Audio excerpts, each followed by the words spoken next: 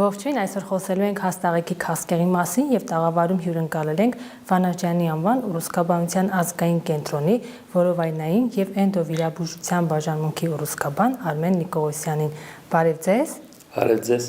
Հաստաղեկի քաղցկեղը նաեւ անվանում են կոլորեկտալ քաղցկեղ։ Ինչ հիվանդություն է սա եւ որ դեպքում է զարգանում։ Նախ ասեմ, որ կոլորեկտալ քաղցկեղը դա եւ հաստաղ քաղցկեղը, կոլորեկտալ քաղցկեղը հավաքական հասկացողություն է, որի մեջ մտնում է եւ հաստաղեկի բոլոր հատվածների ուռուցքային process-ը եւ ուղիղահու, բայց քանի որ սրանց բուժման տակտիկան տարբեր է, մենք տարանջատում ենք, որովհետև ուղիղահու քաղցկեղի բուժումը ըստ բուժման ընթացակարգերի տարբերվում է հաստաղու մնացած հատվածների բուժումից։ Ասեմ ձեզ, որ այս հիվանդությունը բավականին տարածված է եւ ամբողջ աշխարհում գրավում է չարվորակ հիվանդությունների կառուցվածքում տարածվածությամբ գրավում է երրորդ տեղը թոքի քաղցկեղի եւ կրծքագեղձի քաղցկեղից հետո։ Հաստաղի քաղցկեղը ամբողջ աշխարհում տարեկան մոտավորապես գրանցվում է 1 միլիոն դեպք ըստ տարածվածությամբ եւ ինքը իրենից ներկայացնում է երբ որ հաստաղու լորձաթաղանթի բջիջներից բջիջները սկսում են վերակազմավորվել եւ արդեն աճել առանց աճում են եւ սկսում են տարածվել նաեւ հարևան օրգանների վրա, այսինքն տալով մետաստազներ ավշային համակարգի եւ արյունատար համակարգի միջոցով։ Ինքը հիվանդություն է, որի առաջացման գործում բազմաթիվ գործոններ նշանակություն ունեն, առաջնահերթ նշանակություն ունեն մարդու ապրելակերպը, վարվեցակարգը, ճարպակալումը որոշակի նշանակություն ունի, առաջնային նշանակություն ունեն ծխելը, ալկոհոլի չարաշահումը, կենսակերպից ոչ ակտիվ ֆիզիկական կյանք վարելը, ինչպես նաև նշանակություն ունի կարմիր մսի երկարատև օգտագործումը եւ այսպես ասած արագ օգտագործման սննդի նույնպես մեծ քանակությամբ օգտագործումը, որոնք բերում են հետագայում որոշակի process-ներ, որը բերում է քաղցկեղի առաջացմանը։ Ուռուցքը բավական երկար ժամանակահատվածի ընթացքում առաջանալուց հետո սկսում է արդեն հիվանդի մոտ առաջանալ գանգատները,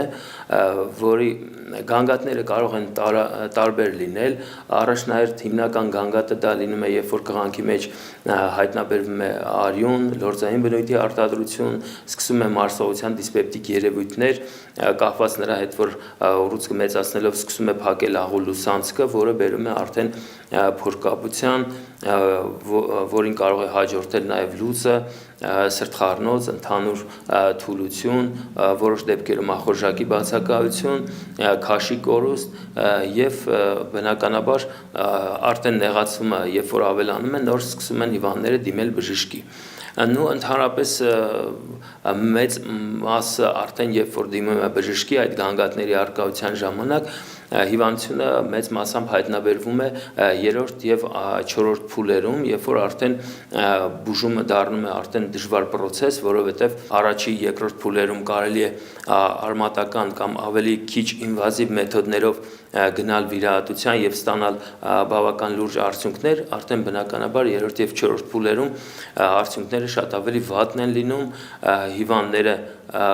մեկից ավել վիրահատությունների են ենթարկվում, քիմիոթերապիա, արդեն սկսում են ճառագայթային բուժում, որը որ եւ հիվանդի եւ նաեւ բերում է նրան, որ բացի վիրահատությունից ստանում են նաև քիմիոթերապիա, ճառագայթային բուժում եւ արդյունքները արդեն լավը չեն լինում, ինչ որ կարելի է վաղ փուլերում հիվանդների բուժումը կազմակերպել։ Կարող է հաստաղեկի քաղցկեղի առաջացման պատճառ հենց պոլիպները հանդիսանան։ Ես չասեցի, որ հաստաղեկի քաղցկեղի առաջացման գործում կարևոր նշանակություն ունեն նաև նախաքաղցկեղային հիվանդությունները, որոնց մեջ մտնում են պոլիպները, տարբեր տեսակի պոլիպներ, կարևոր նշանակություն ունի նաև ընտանեկան ադենոմատոզ պոլիպոզը, որը եւս նախաքաղցկեղային հիվանդություն է, կրոնի հիվանդությունը, խոցային կոլիտը, որոնք եւս կարող են ժամանակի ընթացքում վերափոխել եւ առաջացնել հաստաղու քաղցկեղ։ Նշանակությունն է նաև ժառանգական գործոնները, այստեղ որը բավականին քիչ է հանդիպում, իհարկե մոտավորապես 3-ից 5% դեպքերում եւս այդ ժառանգական գործոնները հաստաղու քաղցկեղի առաջացման դեպքում որոշակի նշանակություն ունեն։ Պոլիպները, որ հեռացնում ենք, դրանք ունեն կրկնելու հավանականություն եւ հեռացնելով մենք կանխում ենք քաղցկեղը։ Երբ որ հիվանդը ժամանակին է դիմում կամ կանխարգելիչ հետազոտությունների ընթացքում հայտնաբերվում է հիվանդի մոտ պոլիպներ, երբ որ պոլիպը արմատապես հեռացնելուց հետո արդեն մենք հաստաղու քաղցկեղի առաջացման հավանականությունը արդեն համարյա թե կարելի է ասել լրիվ վերացնում ենք, դրա համար կարևոր նշանակություն ունի այստեղ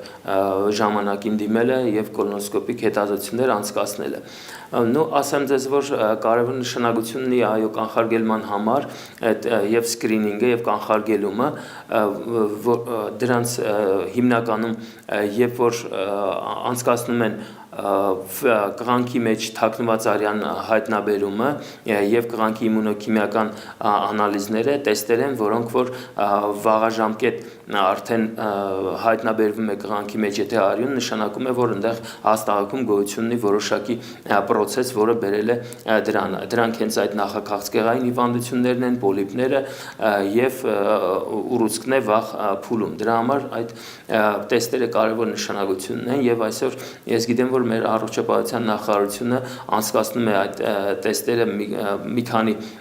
հիվանդանոցներում եւ պոլիկլինիկայում ներդրվել է եւ առաջնային օղակում այդ տեստերը կատարվում են, որը որ բավականին բերում է առաջնակի այդ հիվանդների եւ նախաքաղցկեղային հիվանդությունների վաղ հայտնաբերումը բավականին բարձր մակարդակի վրա է բերում, բայց կարևոր նշանակություն ունի նաեւ կոլոնոսկոպիան, որովհետև կոլոնոսկոպիան դա միակ հետազոտությունն է, որի ժամանակ կատարելով կոլոնոսկոպիա նախ հայտնաբերվում են փոքր սկսվող նախաքաղցկեղային վիճակները եւ փոքր պոլիպները, որոնք կասկածների դեպքում նախ հեռացնում ենք, երկրորդն էլ վերցնում ենք բիոպսիա, իսկ ինչպես գիտենք բիոպսիան դա միակ վերջնական մեթոդն է, որի հետևանքով մենք քաղցկեղ ախտորոշումն ենք դնում եւ նույնիսկ վաղ լորձաթաղանթի ախտահարումների դեպքում նույնիսկ էնդոսկոպիկ մեթոդներով կարելի է ստանալ բավականին լավ արդյունքներ եւ արդեն չգնալ վիրահատությունների, ավելի մեծ ծավալի վիրահատությունների։ Կոլոնոսկոպիայի որ տարիքից կարող են դիմել։ Նու սովորաբար ընդունված է, որ 45-50 տարեկանից բարձր գոնե տարեկան մեկ անգամ պրոֆիլակտիկ պետք է հատկապես երբ որ գանգատների արկայության դեպքերում, որ ասեցի այդ փորկաբություններ, լուծեր, ինչ որ դիսպեպտիկ երևույթներ, սննդային խանգարումներ ցանկալի է հետազոտությունը կատարել, որպեսզի մենք մեզ ապահովագրենք ավելի նրանից, որ հայտնաբերենք այդ process-ները ավելի վաղ փուլերում։ Եվ գոնե 2-3 տարի մեկ անգամ պետք է այդ տարիքում անցնել կոլոնոսկոպիկ հետազոտություն։ Մարդկանց մեծ մասը տանել չի կարողանում կոլոնոսկոպիան, բայց ինչպես պատրաստվել դրան։ Ճիշտն ասած, ներկայումս բավականին մարդկանց մեջ էլ է փոխվել այդ նախատրամադրվածությունը, որովհետև օրինակի համար մեր կենտրոնում, ինչպես նաև բազմաթիվ կենտրոններում ես գիտեմ, որ այդ հետազոտությունը անցկացվում է ներերակային անզգացման տակ եւ հիվանդը բացարձակապես ոչ մի բան չի զգում, ոչ ցավ է զգում եւ հանգիստ անցկացնում ենք հետազոտությունը եւ արդեն ախտորոշումը հայտնաբերում ենք արդեն վաղ փուլերում եւ եթե ինչ որ խնդիր կա արդեն ավելի շուտ ենք ձեռնարկում բուժական միջոցառումները։ Հիմա ավելի շատ որ տարիքի մարդկանց մոտ է հայտնաբերվում եւ դրանք վաղ շրջանում եք հայտնաբերում, թե ավելի ուշ։ Ճիշտն ասած,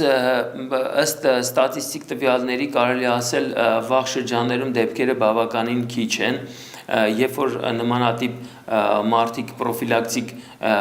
դիմում են, այդ կոլոնոսկոպիային անցնում կամ համակարգչային տոմոգրաֆիային անցնում, այդ դեպքում ավելի վաղ փուլերում լինում են նաև դեպքեր, որ օրինակ ուրիշ հիվանդության կապակցությամբ բժիշկը նշանակում է համակարգչային շերտագրում եւ այդ շերտագրման ժամանակ արդեն հայտնաբերվում է փոքր գոյացություն եւ արդեն վաղ փուլում ենք հայտնաբերում, բայց հիմնական դեպքերը կարելի ասել ես չէի ասի, որ վաղ փուլերում են հայտնաբերվում, ավելի շուտ երկրորդ, երրորդ փուլերում են հայտնաբերվում եւ արդեն մեծ ծավալի վիրահատություն է արդեն ցուցված այստեղ շատ նշանակություն ունի այն հանգամանքը, երբ որ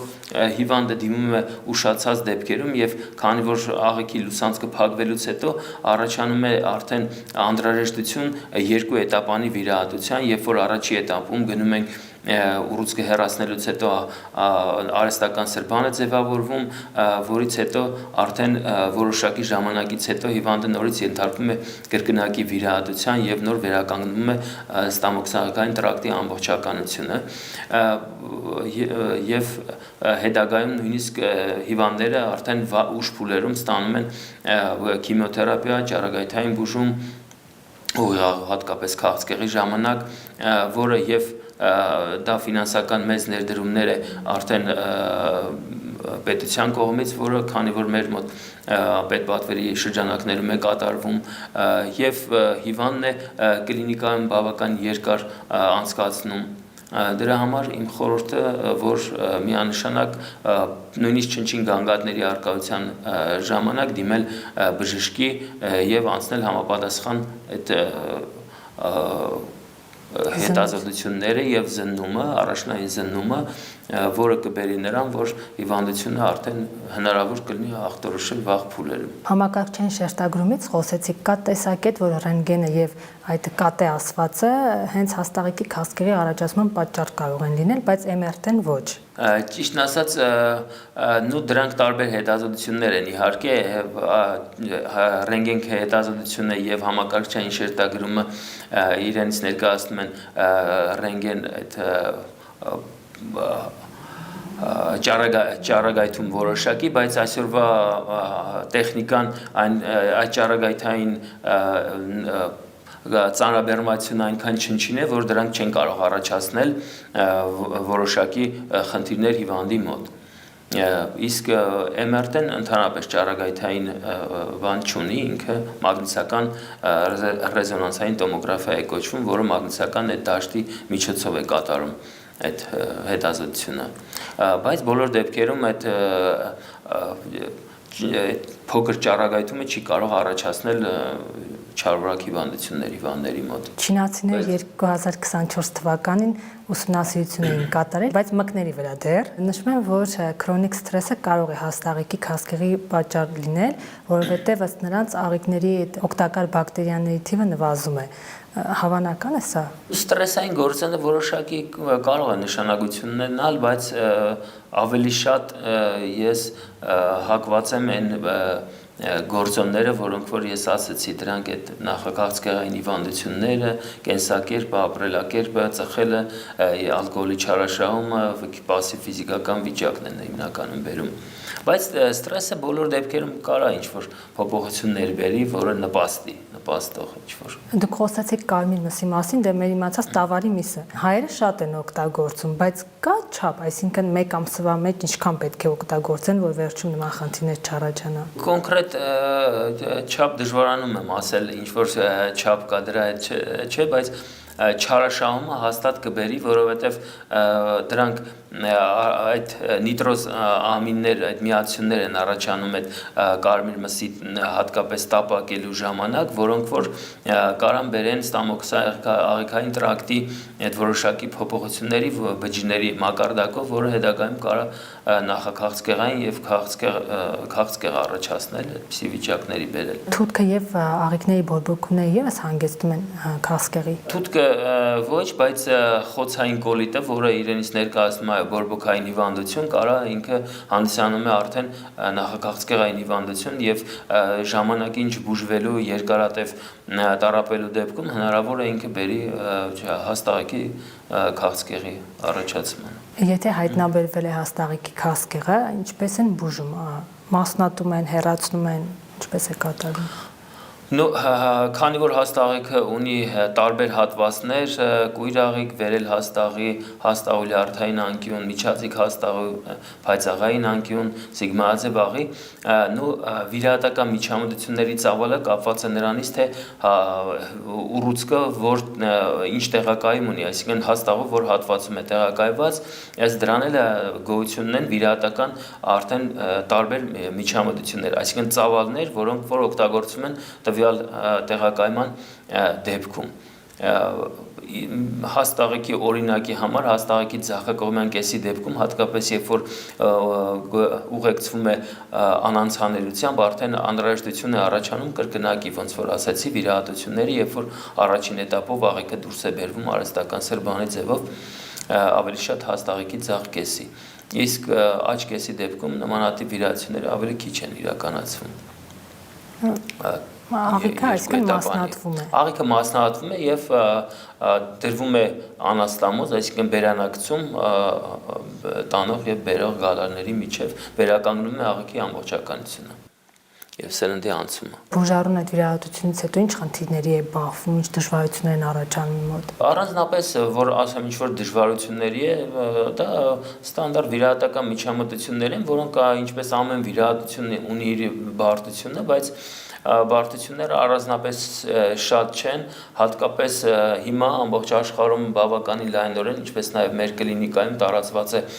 փոքր ինվազիվ միջամտությունները, վիրահատական, ինչպիսին է լապարասկոպիան, որը լայնորեն մեր կլինիկայում կիրառվում է, երբ որ այդ ամենը արվում է լապարասկոպիկ մեթոդով եւ որը կրճատում է նախ հետվիրահատական բարդությունների քանակությունը, կրճատում է հիվանդի պացիենտի հիվանդանոցում գտնվելու տևողությունը եւ բարդությունները բավականաչափ ավելի քիչ են։ Բացի դրանից հիմա լայնորեն ամբողջ աշխարհում կիրառում են նաեւ կարող սարքերը, որոնք բերանակցումը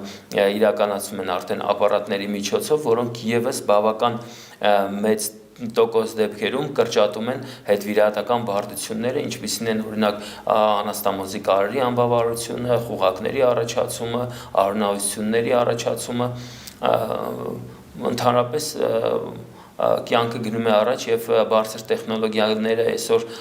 բավական մեծ թափով ներդրվել են վիրահատական կլինիկաներ եւ ներկայումս բավականին լայն կիրառում ունեն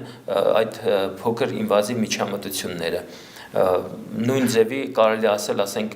կոլոնոսկոպիայի մասին, որը որ մոտավորապես ենթադրենք 5 տարի առաջ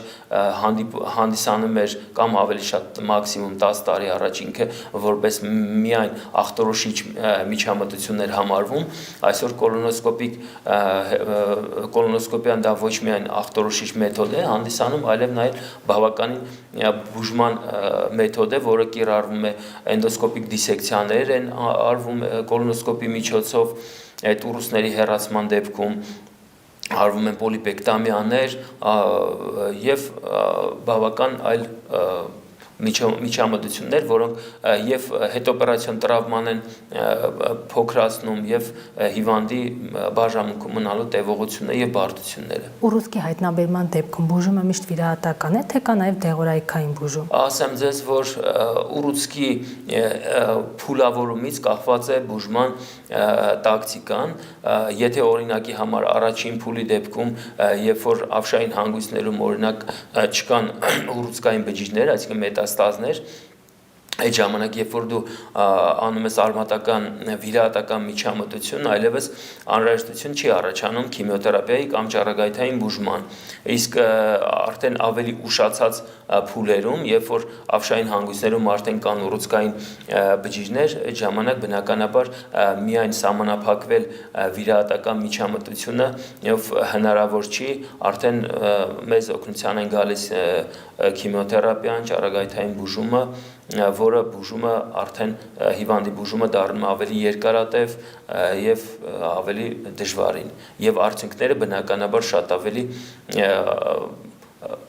վատ են, քան առաջին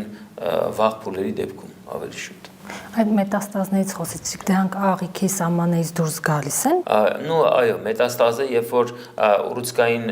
բջիջները արյունատար եւ ավշային համակարգի միջոցով տարածվում են աղու սահմաններից դուրս, այսինքն կարող են հեռավոր օրգաններ ախտահարվել, ինչպիսին են լյարդը, ենթաստամոքսային գեղձը, ну, ոսկրերը, բոլոր օրգանները, իսկ ավշային համակարգով ավելի շուտ տարածվում են հիմնականում ավշային լիմֆատիկ համակարգը, երբ որ ավշային հանգույցներն են ախտահարվում եւ ռեգիոնար եւ հեռակա ավշային հանգույցներ են ախտահարվում։ Այդ դեպքում արդեն միանշանակ հիվանդի բուժմանը արդեն առանց քիմիոթերապիայի, առանց տարգետ թերապիայի, թիրախային եւ ճառագայթային հնարավոր չի լինում արդեն միայն սահմանափակվել վիրահատական բուժումով։ Ինչպես կանխել քաղցկեղի առաջացումը, ինչ ուտել որ չառաջանա, օրինակ ես կարդացել եմ, որ կալցիում պարունակող մթերքը կանխում է հաստաղիկի քաղցկեղը, այդպես է թե ոչ։ Ну, այո, որոշակիորեն կանխում է, բայց պետք է սնվել չչարաշահել են, ինչ որ ասեցի, այդ արագ սննդի օգտագործումը պետք է չչարաշահել, պետք է ակտիվ կենսակերպ վարել,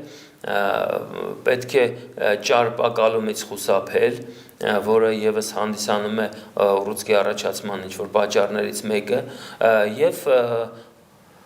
չծխել, ալկոհոլ չօգտագործել, ինչպես նաև ժամանակին պրոֆիլակտիկ հետազոտություններ անցնել,